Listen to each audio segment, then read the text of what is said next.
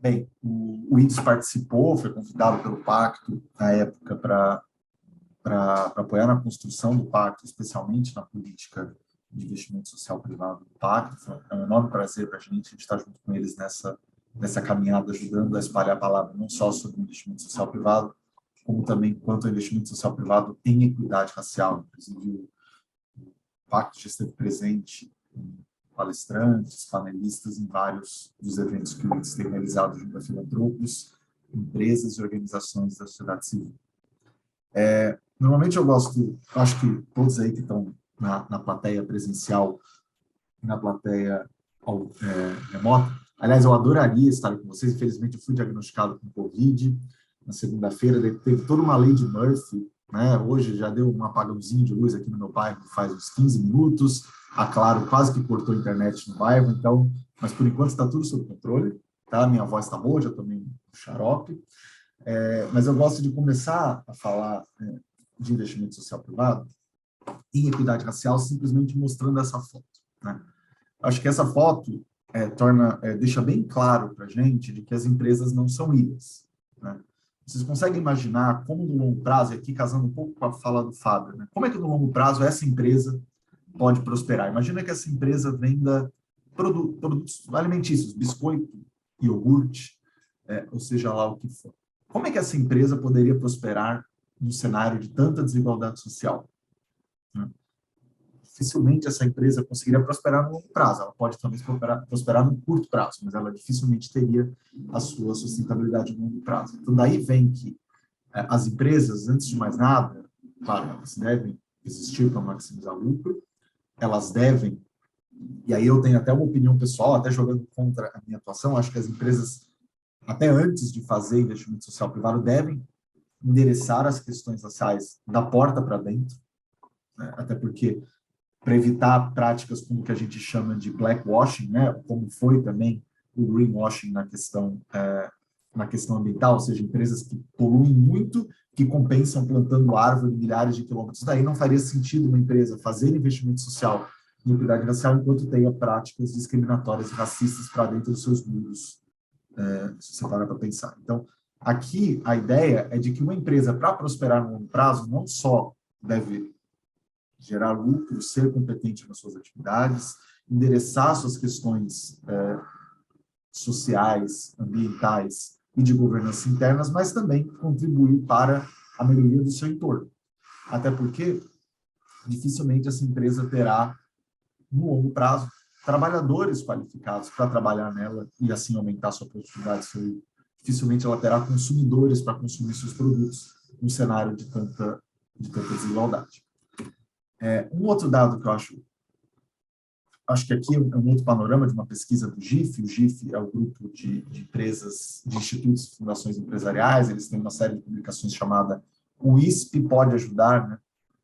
Tem o caso da equidade racial. E quando a gente começa a olhar os vários problemas sociais de desigualdade no Brasil, o que a gente acaba notando embora o Brasil tenha zilhares de problemas, saúde, educação, segurança e meio ambiente, sempre que você joga o olhar racial sobre esse problema, é muito difícil que o público mais afetado não seja justamente a população negra.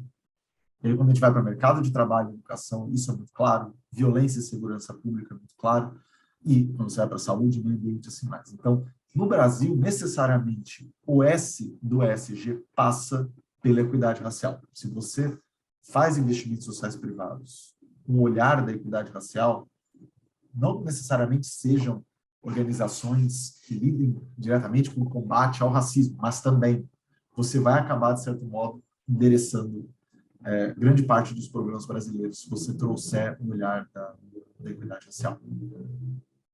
E aqui esse é um gráfico muito interessante de uma pesquisa feita com dados, de um estudo feito com dados da PNAD. Observe a diferença dessas barras, é isso mesmo que vocês estão vendo. O tamanho da barra é a probabilidade de conclusão do ensino médio com no máximo um ano de atraso dos jovens. Observem que famílias chefiadas por homens brancos, com pelo menos escolaridade média completa, alta renda e residentes na área urbana, é muito maior do que, né, os mesmos jovens, as mesmas crianças e adolescentes em famílias chefiadas por mulheres negras analfabetas, pobres residentes na área rural. Observe o tamanho desse gap no Brasil. Como é que uma empresa pode ser próspera no longo prazo, existindo esse gap, existindo uma população que, em alguns casos aqui, chega a ter níveis de disparidade 7 vezes piores do que a da população de alta renda. Vejam, por exemplo, a Barra do Maranhão aqui, por exemplo, quão assustador é esse dado, né? Então, isso acaba impactando no longo prazo, necessariamente, no acesso à mão de obra qualificada, à mão de obra pronta, como dizem as empresas, consumidores e até mesmo crescimento. Porque se as empresas estão olhando para o mercado consumidor, olhando só para a classe A ou classe B para o mercado consumidor, a fatia de mercado, o tamanho do seu mercado fica muito limitado, né? Então, as empresas que forem espertas, inteligentes, vão olhar também para fora dos seus muros na hora farão investimento social privado e, na nossa visão, tendo esse olhar de equidade racial contemplado. Bem, entrando um pouco mais em detalhes do pacto, vamos ter aqui alguns momentos um pouco mais técnicos, não no nível de álgebra que o Lucas trouxe na conversa com vocês, mas eu vou tentar trazer com exemplos só para vocês entenderem um pouco do racional de onde entra o investimento social privado dentro do pacto. Tá?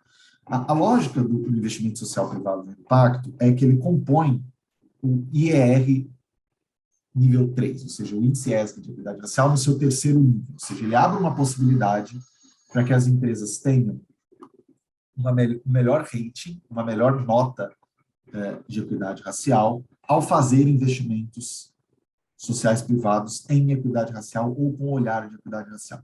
O processo, e vamos focar aqui pelo menos nesse fluxo aqui de cima primeiro, ele é bastante, tentando ser bem didático, né?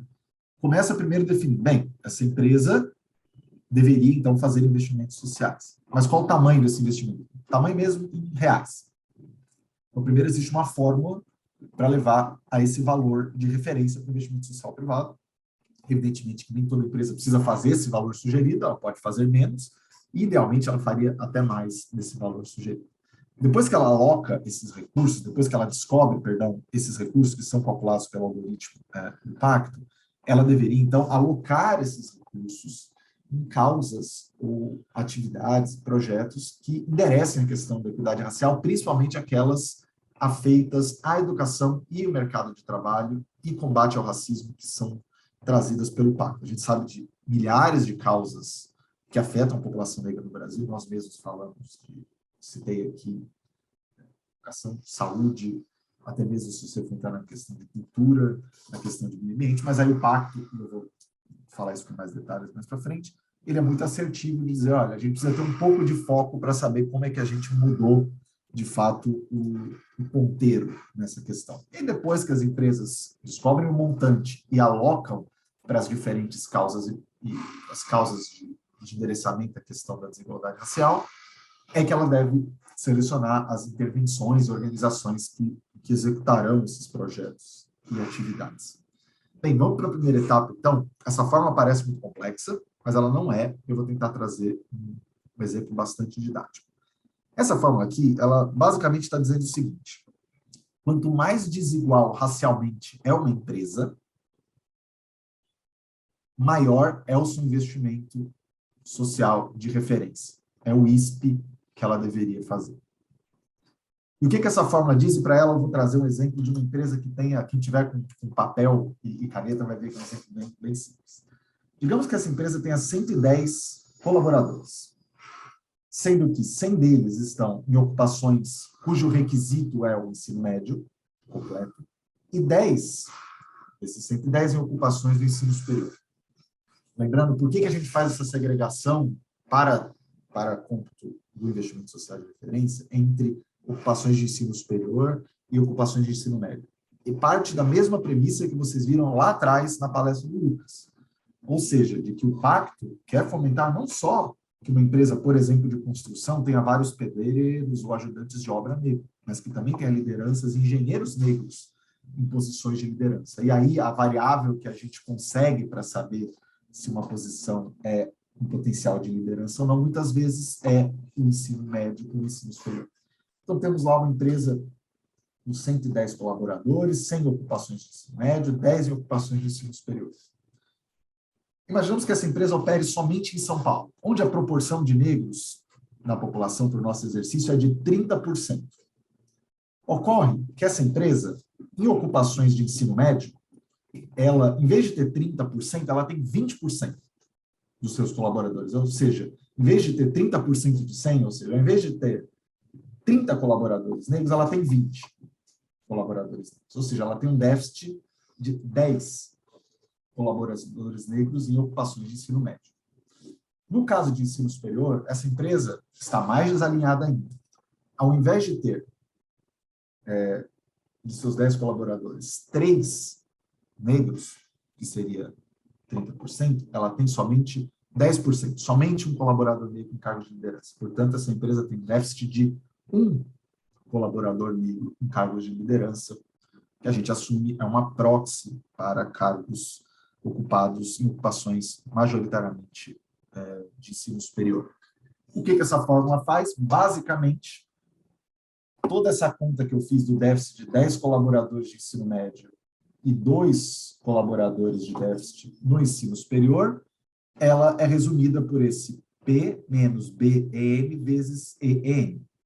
Tudo isso aqui, P, BEM, ensino médio vezes NM, isso aqui nada mais é do que 10, que eu estou multiplicando por 6.000, e toda essa parte aqui que tem o ES, logo à direita, são os 2 colaboradores. Então, essa empresa tem um déficit de 10 colaboradores de ensino médio e 2 de ensino superior. Mas como é que eu vou dar peso para isso? Lembra, a ideia aqui não digo que seja punir, mas é sinalizar para empresas que queremos negros não só em ocupações operacionais, mas também em ocupações de liderança. Por isso que existe um peso de R$6.000 para as ocupações de ensino médio e de R$12.000 para ocupações de ensino superior.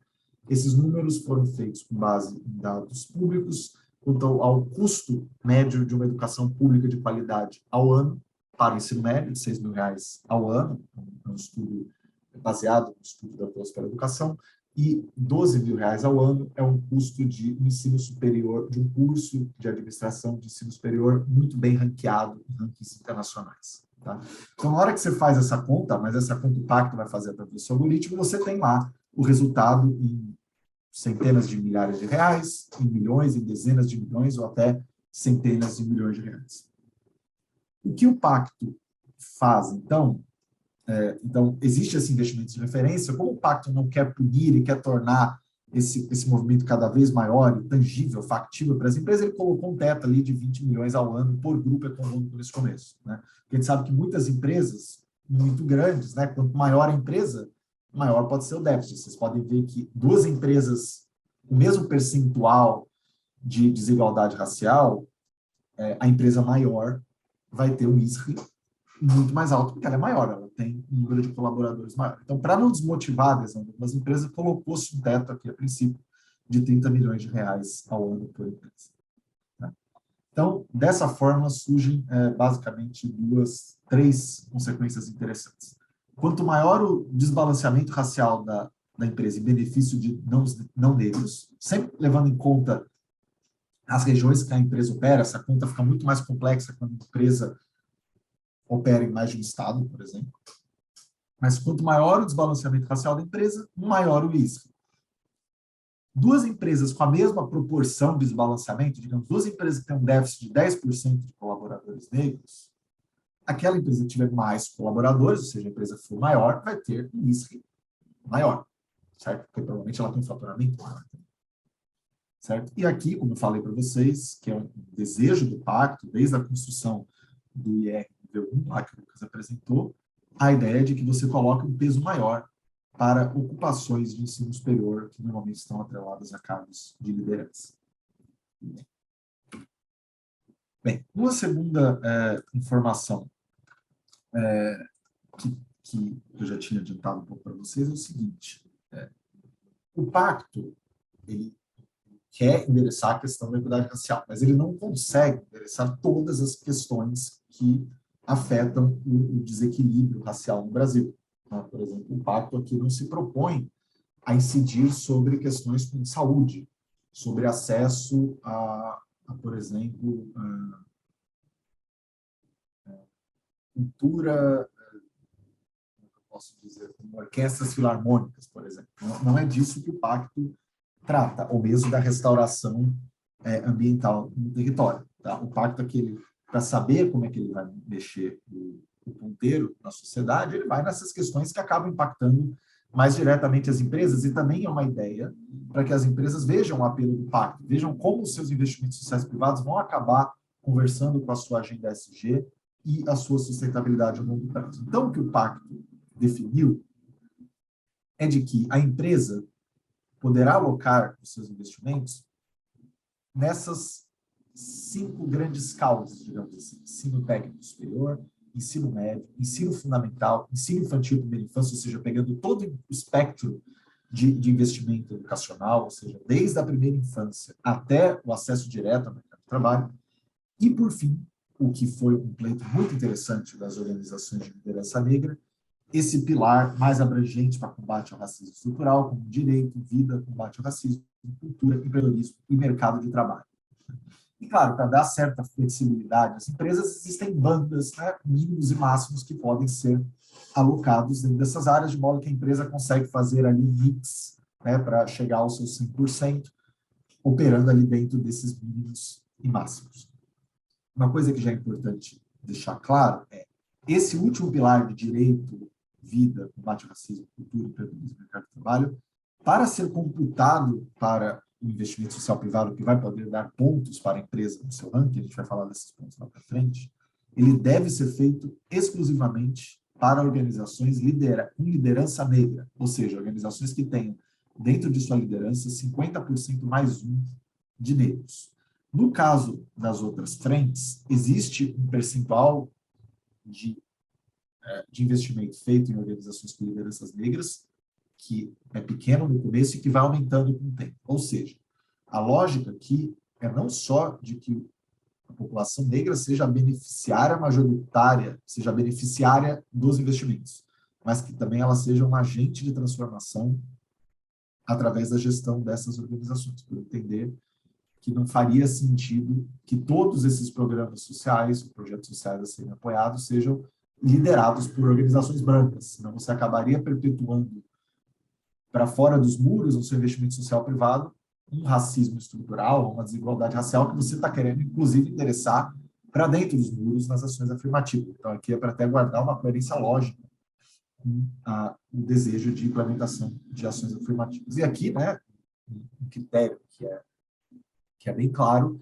é de que para que esses investimentos sejam computados, eles devam ser os beneficiários sejam majoritariamente negros vis-à-vis a representatividade de negros no território. Ou seja, se a gente está falando na Bahia, por exemplo, que é um estado com cerca de 80% de população negra, é esperado, e para que seja computado esse investimento social, que esse investimento seja feito numa organização, num projeto que atenda 80% ou mais de jovens negros. Do mesmo modo, se estiver em São Paulo, onde a proporção de negros é de 30% a 35%, que os beneficiários desse projeto social, dessa organização, sejam mais do que 35% deles negros. Esse é um critério que a gente chama de critério de elegibilidade, né? Então, basicamente, né, o que isso está nas várias publicações acessíveis na Biblioteca do Pacto, existirão alguns critérios que são de elegibilidade, ou seja, para entrar na conta, critérios devem ser atendidos, e outros que são desejáveis, que eventualmente no futuro, com um desenvolvimento maior do pacto e o seu ganho de corpo, de associados, eles podem acabar se tornando critérios de elegibilidade no futuro. Bem, aqui trazendo alguns exemplos de possibilidades de investimento, isso aqui não é uma lista exaustiva, tá? Pegando na parte de educação pública e privada.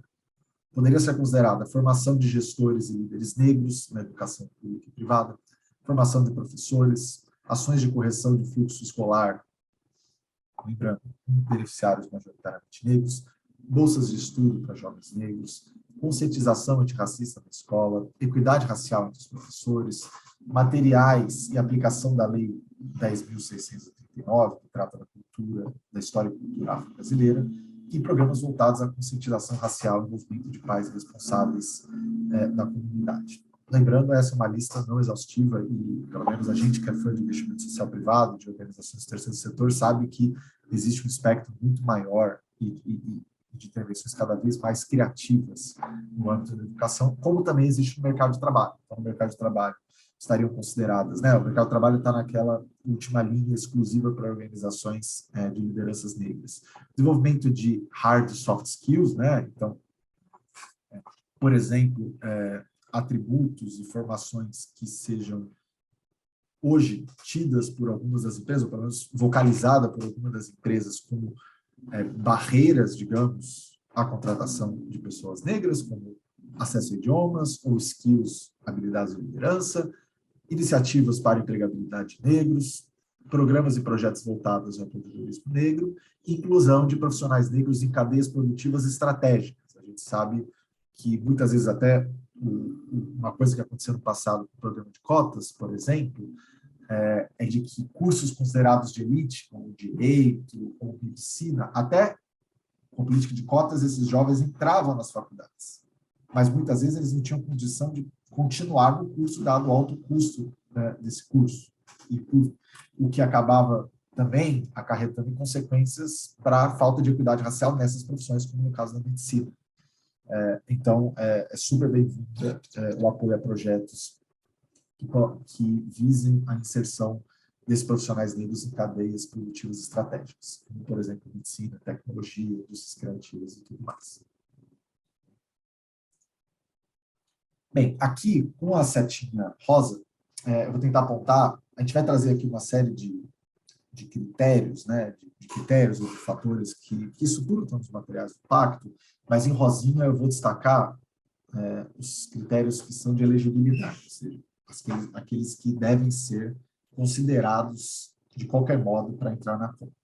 Primeiro, como já falei, o público beneficiário deve ser todo ou majoritariamente negro, maior do que a proporção de negros naquele território. Né? Então, cada projeto vai ter que ser analisado. Para entrar na conta, vai ter que ser analisado vis-à-vis a representatividade dos negros na população. Âmbito territorial. As empresas deverão fazer os seus investimentos onde elas operam. Então, por exemplo, uma empresa que opera em São Paulo, somente em São Paulo, não faz sentido, ela pode até fazer, por uma questão estratégica, uma decisão sua, investimentos sociais, por exemplo, no Amapá. Ótimo se ela fizer, ainda mais nós do MIT super fomentamos o investimento social privado, seja como for, mas a ideia, o ESG, né, e o ESG, perdão, o ESG, ele trata muito dessa relação da empresa com as suas comunidades no entorno. Tá? Então, para serem computados, esses investimentos devem ser feitos onde estão as atividades dessa empresa. E a gente até sugere que seja feita dentro de uma certa proporcionalidade. Então, acontece, como muitos de vocês sabem, empresas que têm todo o seu escritório corporativo em São Paulo, digamos com 1.000 funcionários, e as suas plantas industriais espalhadas pelo Brasil, 20 mil funcionários. Não faz sentido que essa empresa faça todos os seus... Não faz sentido do ponto de vista do pacto que essa empresa faça todos os seus investimentos sociais em São Paulo, uma vez que ela causa impactos e ela gera impactos em todos os territórios que ela opera. Então, a gente recomenda que as certificadoras avaliem essa questão da distribuição territorial, ela tem que ser condizente com a operação da empresa. Na questão da validação documental, de governança e de compliance, aqui existem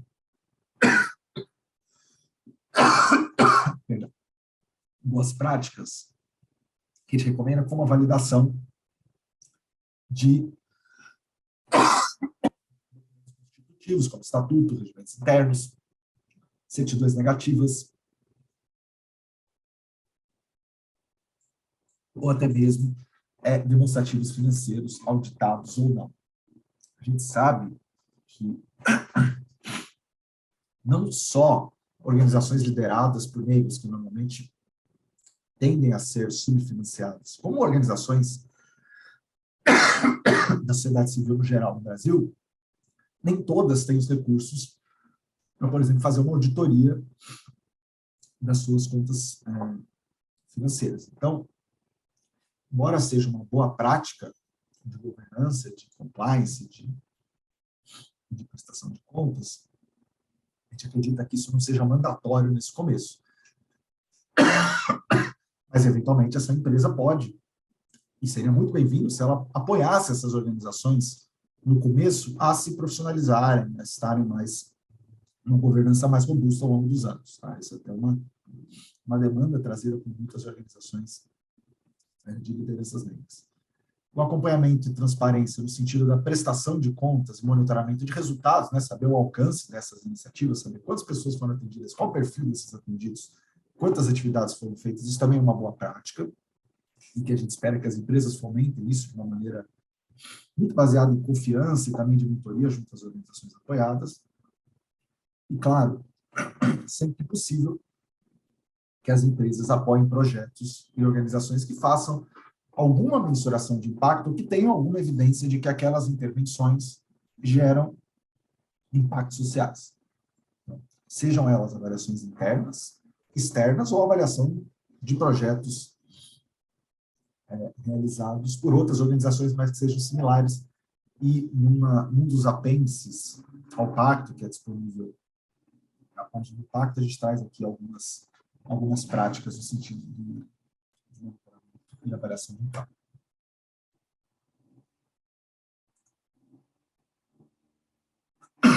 Desculpa a tosse, pessoal. O executor dessa organização,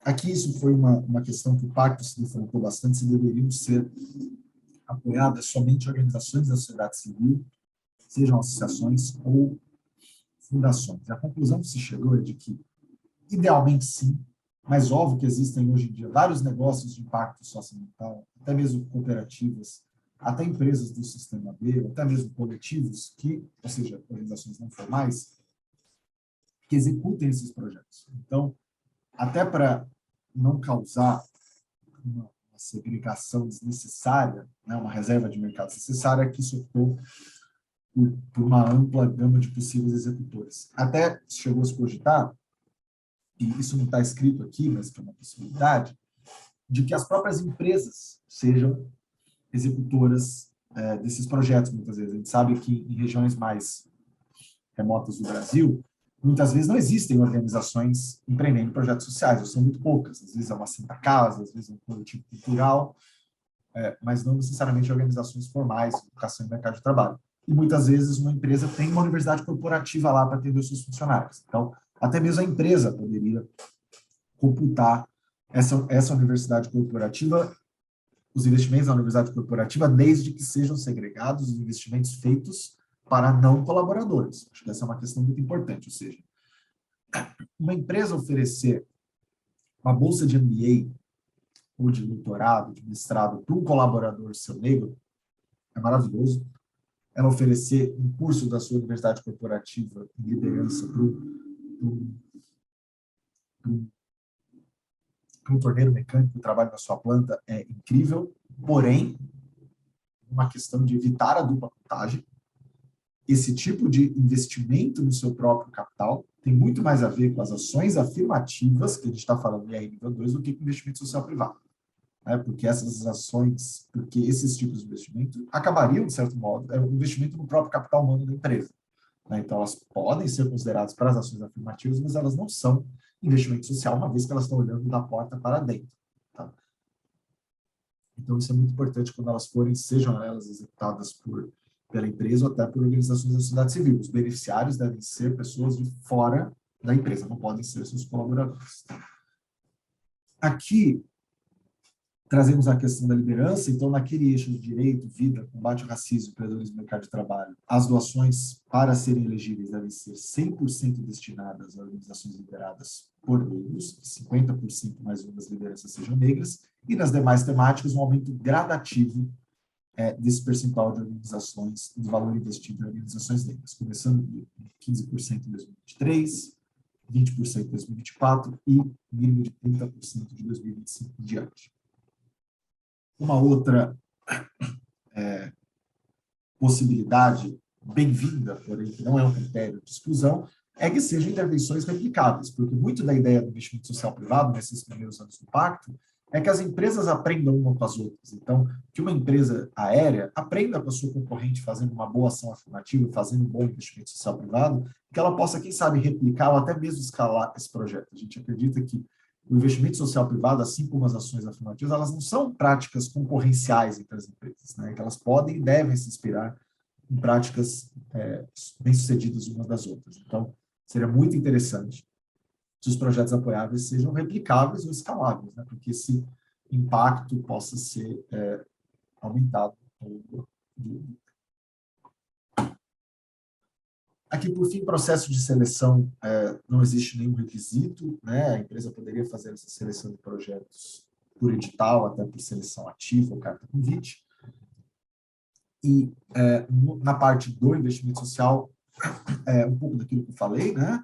Aqui a gente está falando de investimento social privado, ou seja, de recursos da empresa feita para fora dos seus muros, ou seja, recursos que são da empresa, beneficiando pessoas que não são da empresa, ou seja, não poderiam ser seus colaboradores. No entanto, foi o entendimento do pacto que, nesse início, poderiam ser permitidos também recursos disponibilizados via leis de incentivo. Tá? Por exemplo, criança adolescente ou outras leis de incentivo. Tá? Só fazendo aqui uma conceituação, as leis de incentivo, elas não são consideradas, a grande maioria delas, como investimento social privado, porque, no caso brasileiro, as leis de incentivo normalmente tratam de recursos públicos com uma alocação, uma decisão de investimento feita pela empresa. Mas, nesse caso do pacto, a gente acreditou que seria importante que, mesmo essas empresas, né, que façam doações via lei de incentivo, que elas tragam o olhar da equidade racial para essa alocação de lei de incentivo. Se ela vai apoiar um projeto de uma creche via lei de incentivo, portanto, na primeira infância, que ela olhe, né, e tenha esse viés da seleção dos projetos, que olhe organizações que tenham, eventualmente, lideranças negras ou que tenham seus beneficiários majoritariamente negros.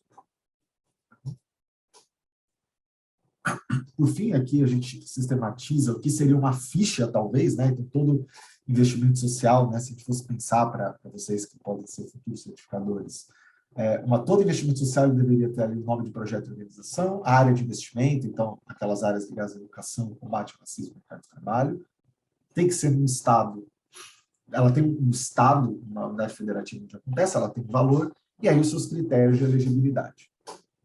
Lembrando, beneficiários exclusivamente ou majoritariamente negros, isso deve ser atendido para ser computado para o pacto, que seja no estado de atuação da empresa, que seja numa área de investimento do pacto, portanto, naquelas temáticas de educação, mercado de trabalho, combate ao racismo, e, no caso dessa parte de mercado de trabalho, combate ao racismo, e um percentual crescente nas outras causas, com lideranças negras. E aí, claro, outras características seriam interessantes as empresas conhecerem, ou pelo menos acompanharem, para ter uma boa prática.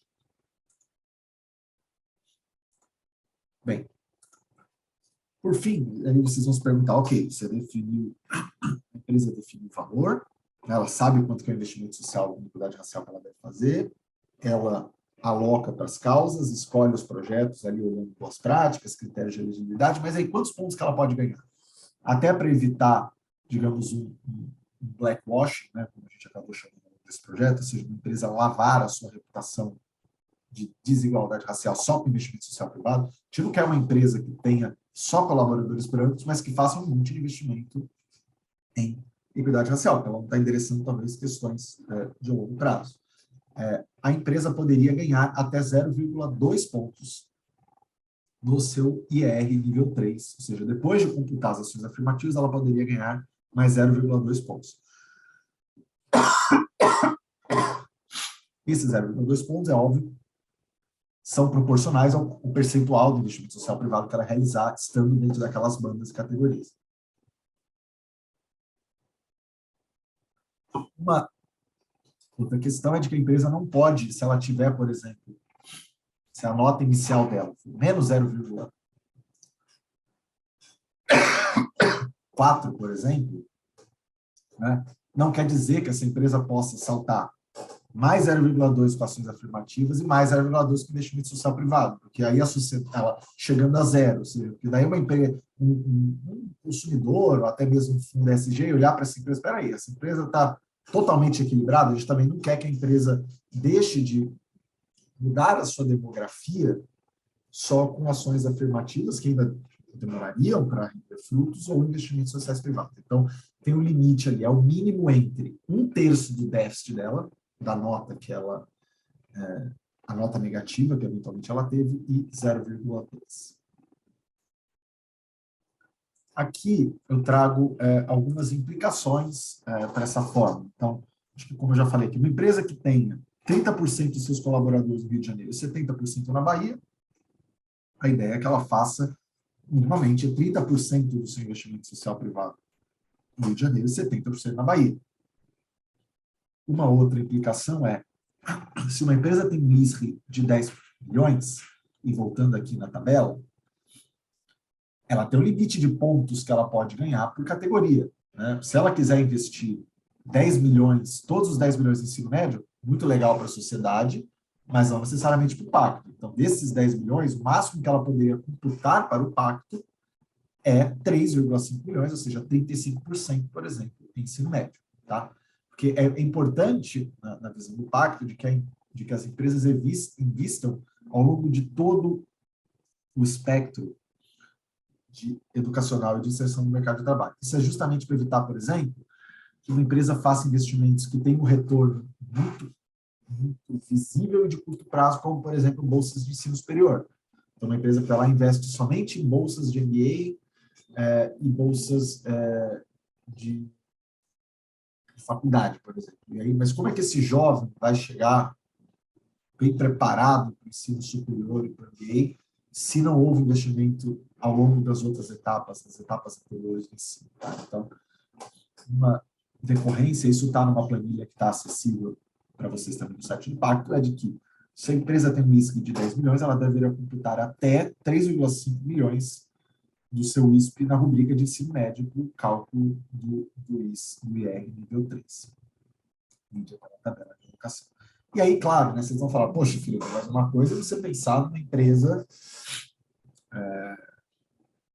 uma grande operação, uma grande área social, operando em territórios que têm ONGs ou projetos em todas essas áreas. Mas e aí, né?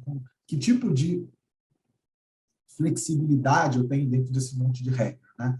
E aqui eu te dou exemplo de duas questões que estão abertas à interpretação pela certificadora por enquanto. Isso são questões que, eventualmente, daqui a 5, 10 anos podem mudar com o amadurecimento do pacto e até mesmo das organizações da sociedade civil que lidam com essa questão. Caso, por exemplo, uma empresa opere no Amapá e ela não encontre no Amapá projetos ligados a ensino superior e técnico, por exemplo, para apoiar, a certificadora pode, né, vendo essas conclusões da empresa, fazer uma busca, falar, olha, beleza, para o Amapá, você está dispensado dos investimentos em ensino superior, você pode pegar essa verba que você vai gastar em ensino superior no Amapá e botar para o ensino médio ou ensino fundamental no Amapá. Um outro caso também, e a gente acha isso super bem-vindo, é de que as empresas apoiem não somente o projeto, mas apoiem organizações como um todo, né? Apoiem organizações e ofereçam não só recursos para o projeto, mas também recursos para que essas organizações se desenvolvam institucionalmente. Então, é muito comum organizações que às vezes atuam em mais de um espectro de investimento. Uma organização que acompanha o jovem desde a primeira infância até o final do ensino médio. Daí você vai falar, poxa, mas em qual rubrica que eu coloco? Aí é dada essa liberdade, se o apoio é feito à organização, que seja esse investimento alocado na rubrica que ainda faltam recursos dessa empresa para serem computados. Tá? Então, aqui é um caso que a certificadora pode optar por uma solução que cause um maior benefício à empresa, até porque não tem uma solução lógica para esse caso.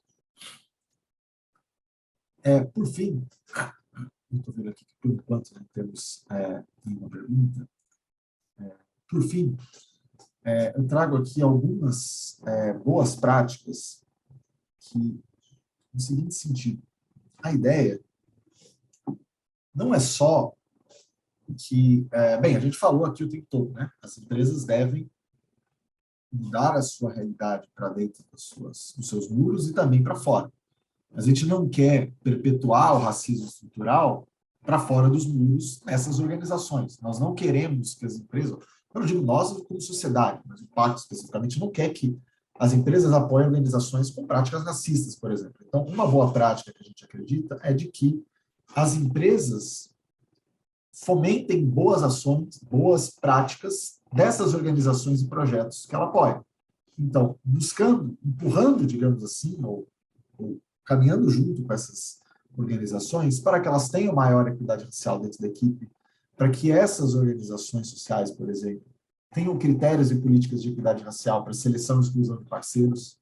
Então, uma empresa, você gostaria que a ONG que você apoia, o projeto que você apoia, tenha fornecedores com histórico racista, um doador notadamente com um passado de casos racistas, para que tenham práticas administrativas e projetos de mudança cultural para a valorização da diversidade, ou seja, trazer também ações como, por exemplo, o letramento racial para essas próprias lideranças, já que elas vão lidar com beneficiários negros, que elas saibam também, que elas sejam letradas também nesse tema, para que essas organizações tenham canais de denúncia não só para situações de discriminação racial, mas também para situações de assédio moral, discriminação de gênero, de orientação afetiva sexual, de pessoas com deficiência, e para que essas empresas, essas organizações e projetos cada vez mais façam monitoramento de resultados de impactos com recorte racial e de gênero, ou seja, para que ao longo de um ciclo de investimento você consiga observar, por exemplo, se o impacto desse projeto está sendo maior entre beneficiários negros e brancos, por exemplo, ou entre mulheres negras ou homens brancos entre seus beneficiários, porque isso pode trazer insights e iluminar questões para a gestão dessa organização que vinha a causar mais impacto ou rever o seu planejamento, por exemplo. Por fim, aqui a gente só traz uma tabela, coisa que nós dois estivemos pensando, os grandes desafios e oportunidades que existem em 3 grandes grupos de organizações. Então, organizações que muitas vezes têm já grande parte dos seus beneficiários como negros. Desafios que essas organizações mais tradicionais muitas vezes têm, o maior número de conselheiros executivos negros.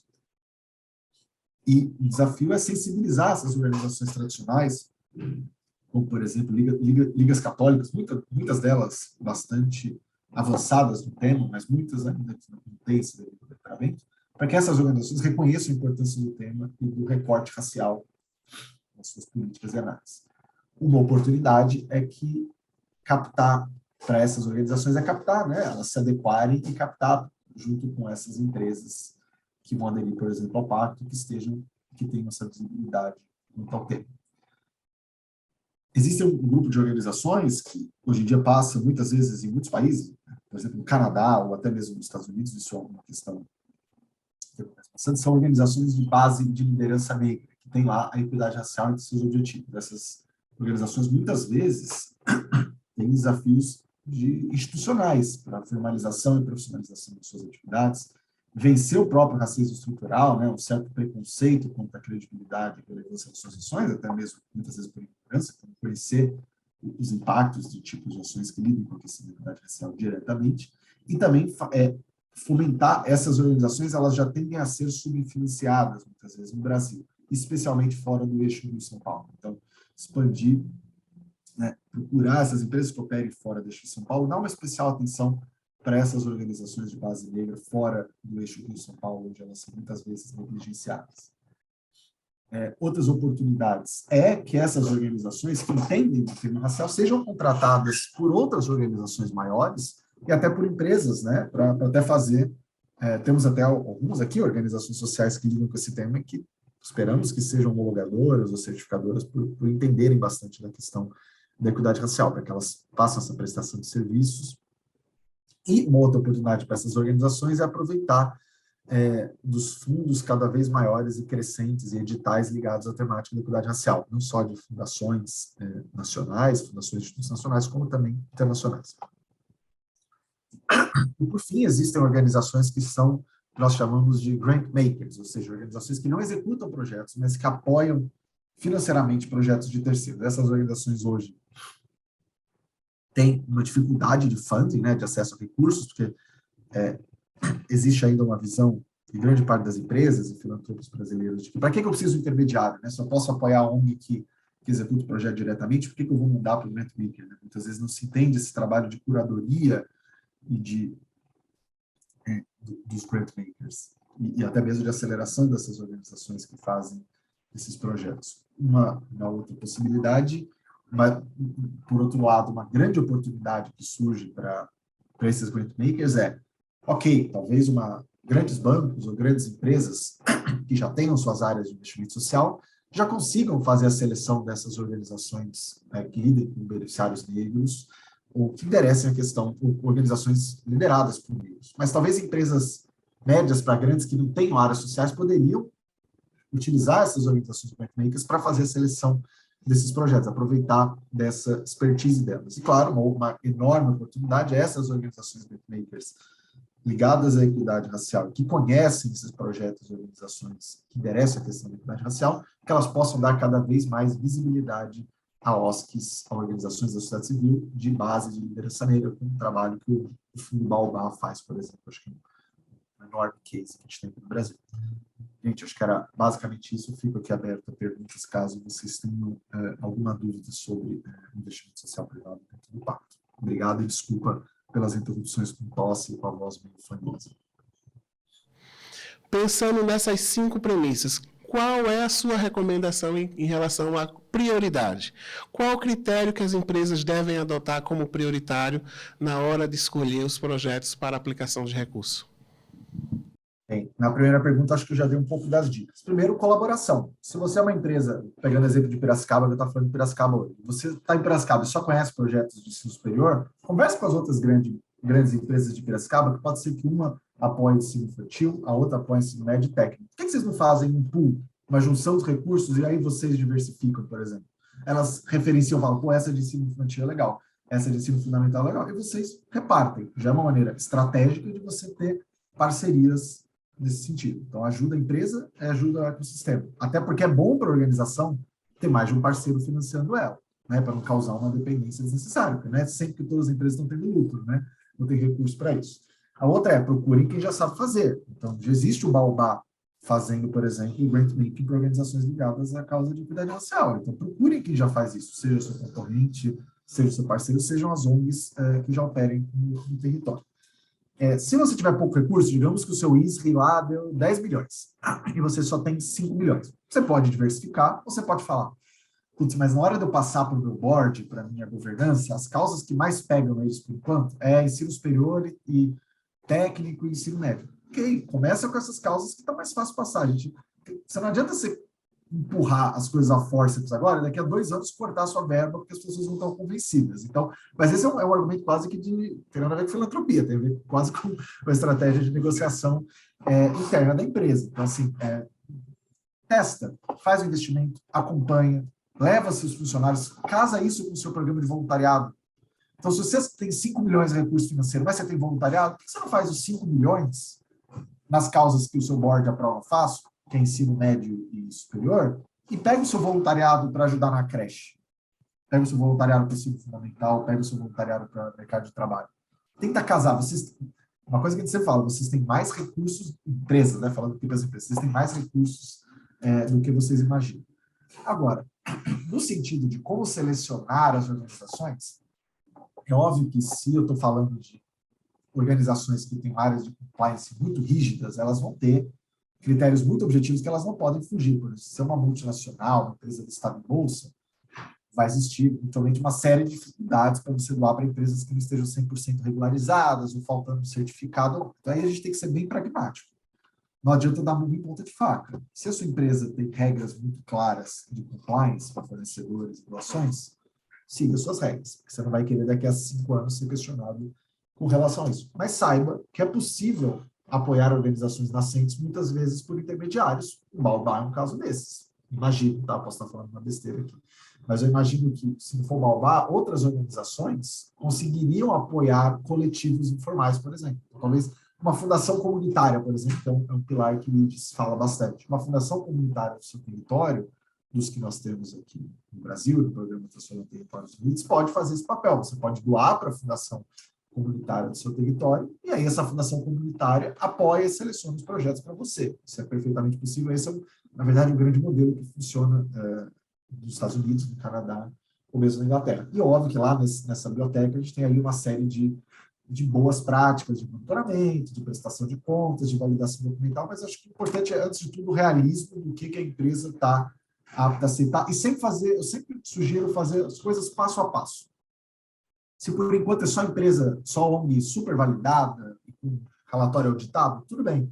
Mas tenta daqui a 3 anos, talvez, procurar uma organização que você pode, ou doa uma auditoria para uma organização hoje, para daqui a 3 anos você poder doar para ela formalmente, por exemplo. Porque aí você pode doar o serviço técnico, você precisa passar o dinheiro para a organização, por exemplo. Então, tem várias saídas criativas para fazer isso, que certamente as áreas de investimento social de vocês, consultorias de investimento social privado, podem para vocês.